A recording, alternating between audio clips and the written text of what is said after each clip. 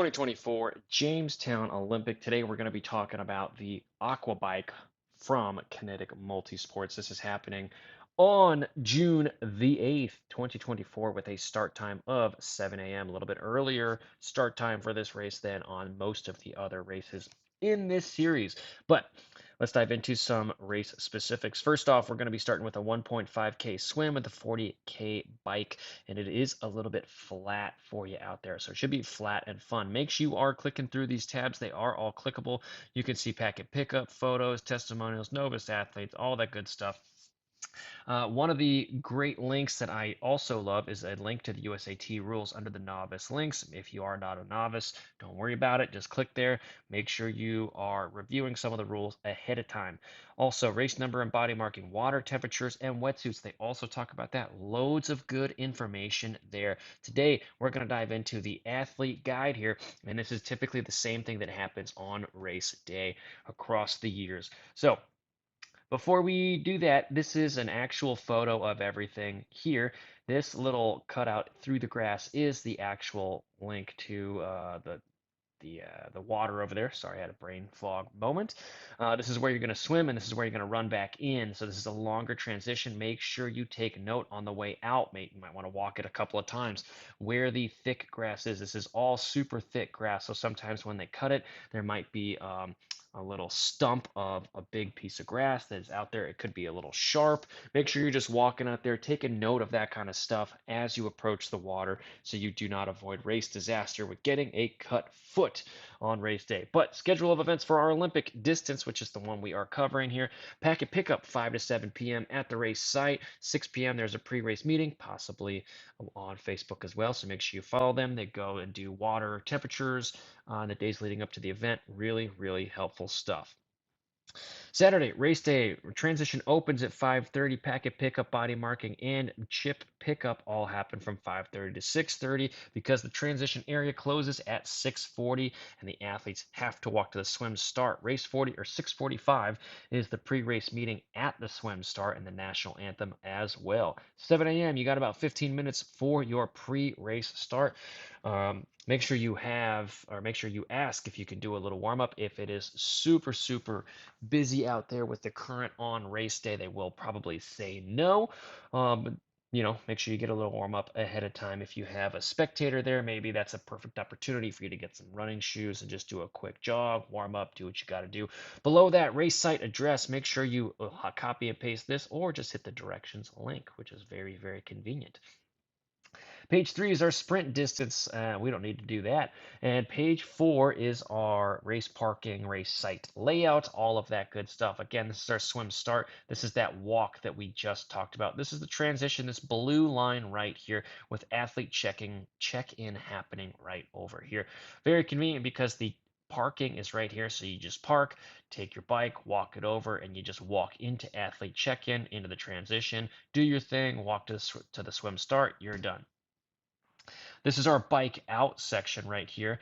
So when you get out through the swim, you'll run up to transition on the bottom, and you'll come up through the transition area. Grab your bike, grab everything you need, bike out over here. You're going to get up to speed, immediately make a right-hand turn. This is usually pretty gravelly in here in sections, so make sure you're not going too fast and you're just in control. Crashes happen every year here. And again, when you're popping out over here, there might be a couple of gravel bits mixed in there with things, but that's another area you just need to be aware of when you're driving into the race site. After you get close here, you should be taking note of everything on the road, the debris, the cracks in the road. You should just be a sponge arriving to that parking lot. When you're coming back in, bike in happens during this road over here, and this road isn't the best, so this is going to be an area where you're slowing down anyways. Watch out for potholes, cracks, and especially little gravelly bits over there. Coming in the transition again for the second time, T2, you're going to rack your bike, run out over here, and the run finish comes back over here. So the packet pickup athlete check-in on page 5. Bring your photo ID, your questions. Race bib numbers will be assigned and timing tips distributed at packet pickup. So don't lose either one. Scrolling down 10 things to know about race days on page 6. You can read that in your own time. Page 7 is our course cutoff times for the triathlon aquabike that we are talking about here. The swim cutoff is 1 hour. The bike cutoff is 3 hours. Transition area is going to look something like this. And this is the run out to the bike portion that we talked about right here. And again, there's a fair bit of grass mixed in here. So if you are an athlete that loves to do the flying mount, this course is going to benefit you. If you are not, this is probably going to eat at you and take a couple of seconds out of your bike time. But don't panic coming out or coming back in. Aquabikers, this is our Aquabike finish tent that you're going to cross right here. Make sure you cross over the mat. And if there is not a mat, you need to be calling for the volunteer that's monitoring this tent to stop your time. If you do not check in with anyone, they will not stop your time, and that is not a happy day for the Aquabike. Page 8, race numbers on the belt, on the helmet, on the top tube of your bike. Timing chip is located on the left ankle. Body marking must happen here. Aid stations on page 9. That's going to be on the bike. There's going to be one aid station at the turnaround on the Olympic course that is going to have water and Gatorade. So a unique offering for this race series. I believe this is one of the first ones of the year for the Olympic that has some additional supplementation on it. Just really great. Really, really great to see. Results, they're going to have a tent, they're going to have a projector. It is one of the best in the business. When you finish, you'll be able to see your age group, where you stacked up, and it's just going to be uh, a live updating results sheet over there. So if you are in the top 3 in your age group or overall, make sure you're sticking around for awards, and you can see that there. You can also click the link over there, and it will actively run through it. Page 10 talks about penalties, USAT rules and penalties. There are updated rules for 2023, which is a little updated now. But helmets must be fastened prior to removing your bike from the transition. So you got to buckle that helmet strap before heading out. That's an old rule. No headphones on the bike. 10-meter draft zone on the bike. And USAT penalties, if any, will be given out on course with a blue or a yellow card requiring a stop at the penalty tent located at the run out.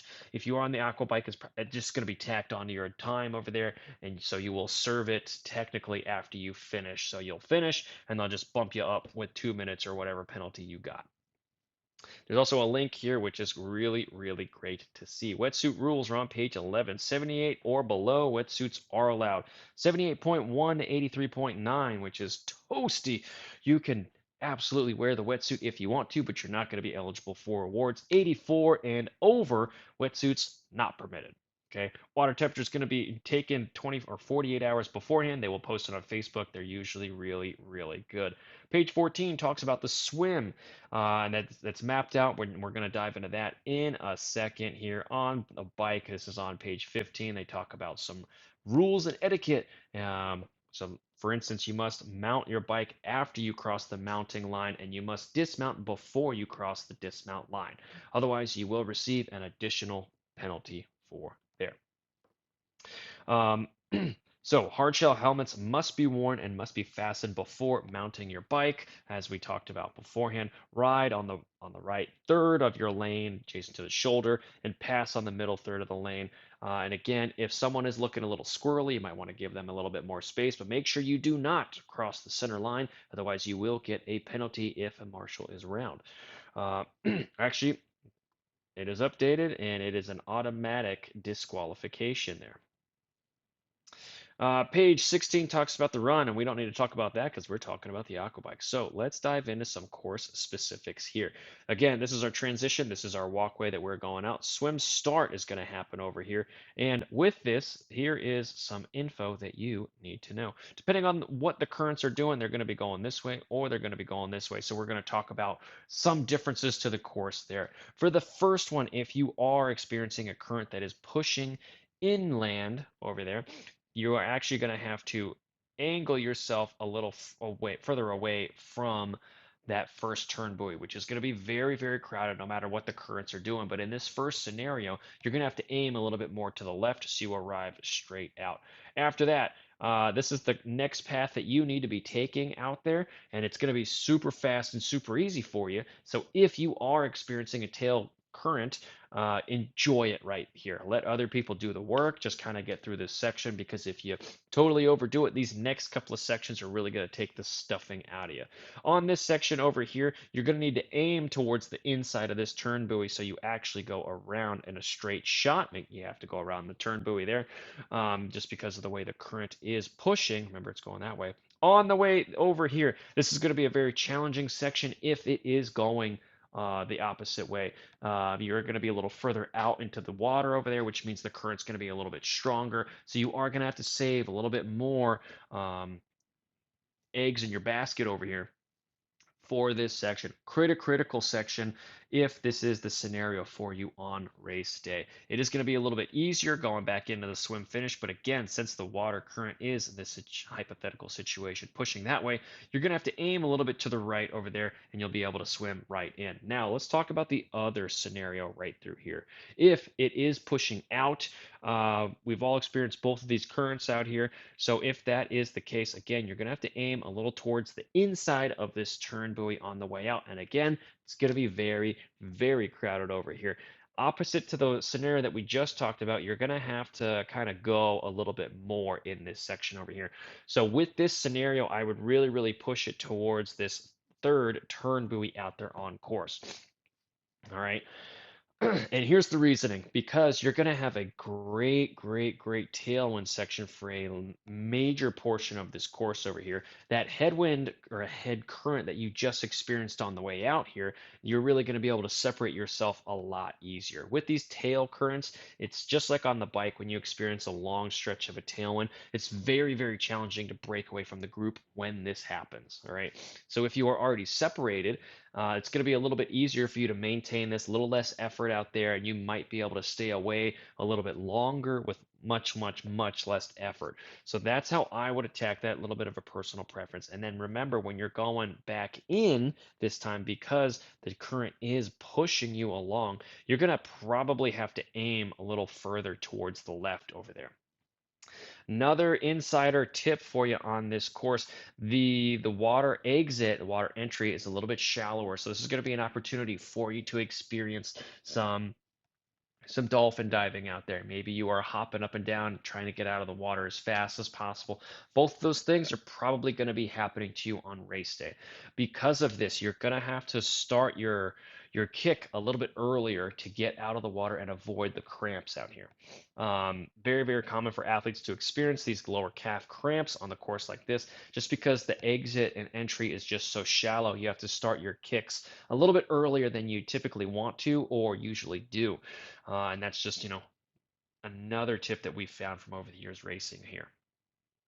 The T1 long transition over here. Again, watch what's happening when you walk out to the swim start. Very crucial for you. That's going to be the best tip I can give you out there, just so you can avoid some of the stalks that are out there trying to dig into your feet. All right.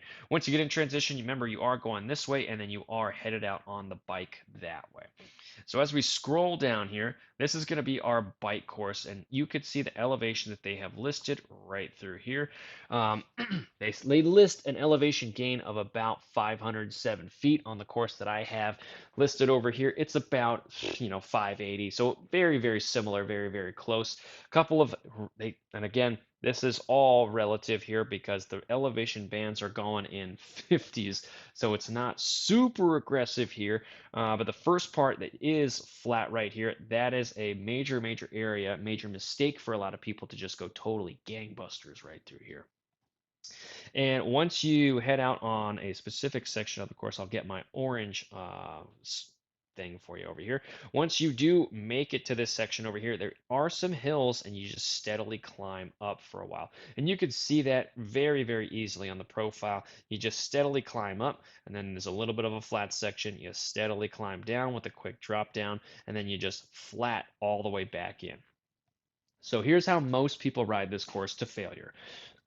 During this section over here, they really hammer it. They continue the hammering over here, and then they kind of, ease off the gas just naturally during this section over here. Then they take this downhill and they absolutely bomb it.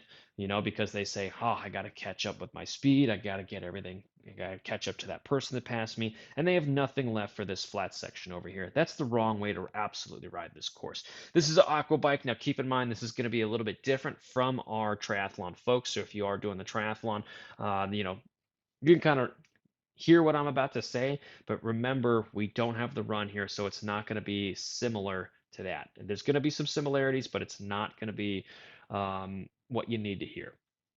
So for the first section of our aqua bike here, this section over here, again, it should be fast. You should have your speed up. This is going to be where you're going to start to establish yourself. And as you get deeper and deeper into this section, aero is going to be more of a priority, right? So the first, mile-ish, you want to kind of set things up, make sure you identify if there's any issues, any cramps, anything you need to work out. Are you under fueled already? Likely not, because you have already done everything you need to beforehand. But if something's happening, then you need to make sure you are actively starting to fix it here. Then you are going to experience a little bit of a hill right through this point here. This is going to be an area where the effort needs to be high, and you need to be, again, conscientious of that aero positioning. Because when we go over this section here, I'm going to highlight it so we can zoom in a little bit more. This hill that we're talking about here, it never really goes beyond 3.5. There is a quick 3.2 section here of gradient, but then it really dives away and you are going to start to experience that 3% and it backs down very, very quickly to our 1%. So as you get back into here, this is all aero right in here. You might get out of aero for a couple seconds here, but once you get back to almost 3 miles over here, this is another opportunity for you to get back into that aero position. The next big section here, as we continue on our aquabike quest for success, is this section here. I want the effort level a little bit higher during this section than you would typically go. I know I just said that's a pitfall, but the effort level should be high at this section, but in control. Aero is again a priority here. There's a lot of ticky-tacky hills over here that if you dive the downhills, you'll be able to make those uphills a little bit easier or non-existent in a lot of places. All right. And the wind could be doing a whole lot of things, and we'll talk about that in a second, but this is just the course outline over here. Again, this section that we are talking about, the effort level is high. You're in control. It's aero, and the effort is naturally higher just because we're steadily going up. Use the downhills to spring over the uphills and just, finish off the top of those uphills, and that should be a little bit easier for you. This section over here, this is a section where you need to back off slightly, all right, slightly. Again, aquabike, the effort level is still high. And as we get to the end of this section here, this fourth section on the course, we're at about 12.5 miles into the course, and we're already starting our comeback quest of this course. Okay. And with this, as you get deeper and deeper into this section, then you need to start thinking about going a little bit faster, power being a little bit higher, all of that good stuff here. Aero is still king or queen here. During this portion of time here, you are going to experience a little bit steeper of hills here. And again, just manage it, just get up it. And if you are doing the aqua bike, your effort needs to be higher than what it typically would of a Olympic triathlon. Not by mountains, it shouldn't be very, very different. But if you're typically targeting 200 watts, maybe you target 215 on these uphill sections, 220 if you're feeling really good. Okay. Next section over here. This is going to be where steady downhill. This is going to be need to be where you start to turn the screws on this course. Okay.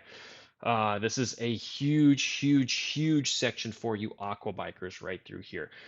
Speed should be really high during this section. Effort level, again, it's always going to be high on Olympic. It's typically around your hour power for most individuals here.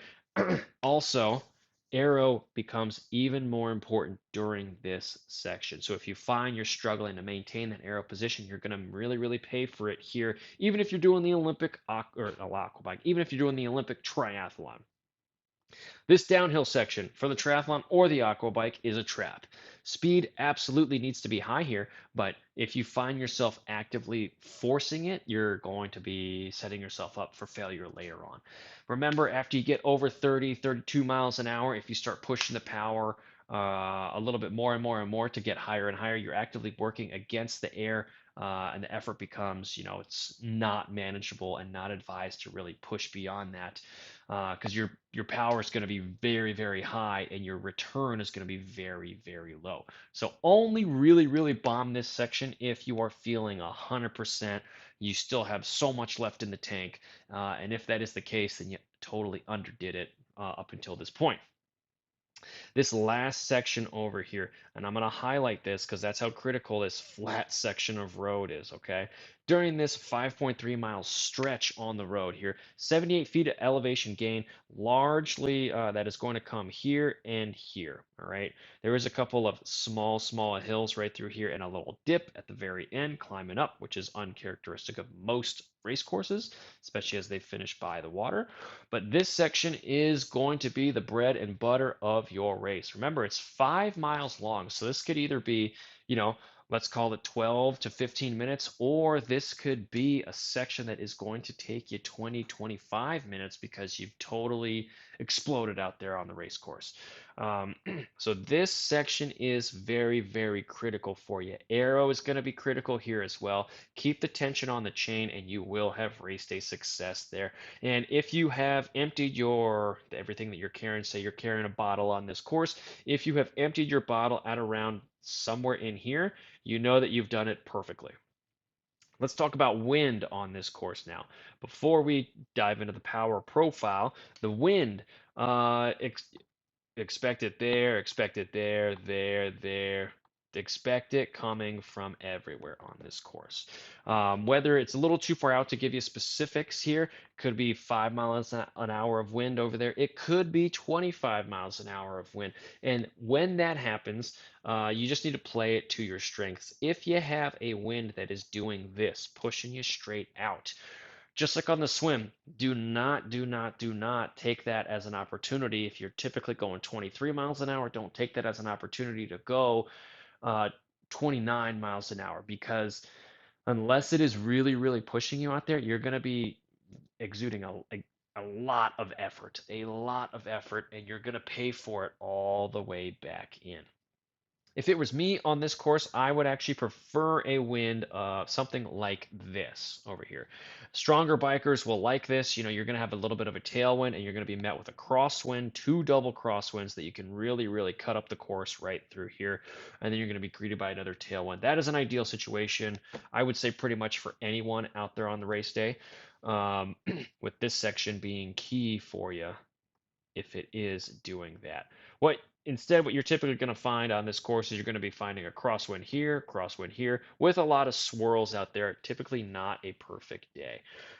So use the wind to your advantage, right? Hopefully it's at least a kind of a tailwind to finish the course. But if it's not, it's not. If it's a headwind, you need to actively be preparing for that. And when you are going in these first couple of miles over here, the flatter section, that should be one of the things that you're taking note of, whether you're doing the aquabike or the outright Olympic here. All right. Watch what the wind is doing. It typically is going to hold the same position out there with some swirls later on mixed in, but that's pretty much customary for that section of area. So this is our power profile here. We're going to take the speed away. We're going to take the elevation away so you can see something. What you should note is the power is pretty much pancake flat with some spikes mixed in there. Now, that is not accidental. The elevation isn't super massive, and you can see here with the elevation for this athlete, they are targeting 155. During this section here, 154. The hill here, you're going to jump up to 170. Pretty standard stuff. And if we even go way back over here, it's 155, 156, dropping down to 155, 151, and then for the finish, you can see here it's 160 with that little swoop up. So treat this like a flatter course, and remember to drive those downhills to make those smaller uphills even smaller. Okay. Time analysis on this course. Power analysis. This is something I always like to show everyone on this course. If you go 5% faster or hold 5% more watts here, in this scenario, that would net this person at 163 watts. Their original wattage output average was going to be a 155, so not quite 10 watts higher, a little bit lower. And that's going to only save this person about a minute and 20 seconds here. Okay, you can see here we have very, very large areas with our adjusted time here, and you can see that the ticky-tacky areas that we love to kind of target. Again, one of the smaller sections here is 28 seconds, and that's going to net this person a zero point 0.8 faster gain over that stretch of road here, over that 30 seconds. So if you are going to go 5% faster, you really have to do it over the course of the whole race. And that just is what it is. So the stronger bikers are really, really gonna kind of show themselves at the race finish here. Weather, again, a little bit too far out, so my weather indicator isn't really doing a whole lot. Definitely don't believe the 0 miles per hour because that is factually incorrect. I don't think I've ever seen that at that location. Something that I have definitely seen at this location is humidity. Humidity, humidity, humidity. So a good strategy for you aqua bikers to use, remember we are going to experience an aid station on our way back in, right around the turnaround section, right? So something that you might want to think about is taking a little bit of aid there, grabbing a water bottle and dumping it over you to cool yourself off. Keep your core temperature as low as possible. That's going to just benefit you even more out there on the race course. Don't be afraid to get a little bit dirty out there. If you accidentally grab Gatorade instead of water, I would still dump it on you to cool yourself off. That's how important I think it is. So that is just a brief dive into the Jamestown 2024 Olympic targeting the aqua bike. If anyone has any questions or wants any help before race day, please reach out and I will be happy to assist you before race day or even afterwards. Good luck, everyone. Talk to you soon.